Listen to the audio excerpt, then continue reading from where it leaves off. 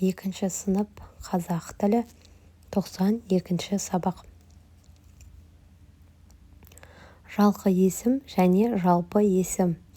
Жалқы есімдерді жалпы есімдерден ажырата аламын. 32-ші жаттығу. Өлеңді түсініп оқы. Қарсы келе жатқанда сәлем берем қарттарға. Көп жаса деп біреуі маңдайымнан сүйеді. Бабаларға бол лайық, дейді бірі қол жайып. Өстіп күнде баталам, кездескен әр атадан. Өлең не туралы? Батаны кімдер береді? Өлең бата туралы, яғни батаны үлкен қарт кісілер береді. 33-ші жаттығу. Берілген сөздердің ішінен жалқы есімдерді теріп жаз. Жаттығудағы жалқы есімдерден басқа сөздердің өзгешелігі туралы өзің қорытынды жаса.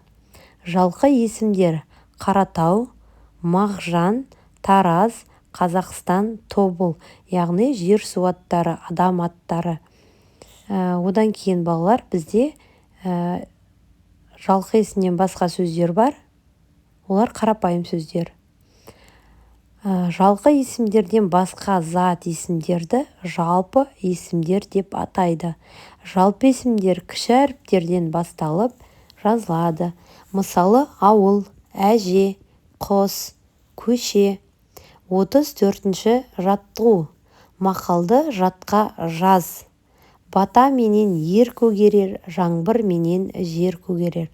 Жалпы есімдерді тап, мақалдың мағынасын түсіндір. Жалпы есімдер батамен, ер, жаңбырмен, жер. Шығармашылық үзіліс. 35-ші жаттығу. Ұйқасын тауып оқы. Сананың ұйқасы дана, дананың ұйқасы сана. Даланың ұйқасы қала, қаланың ұйқасы дала.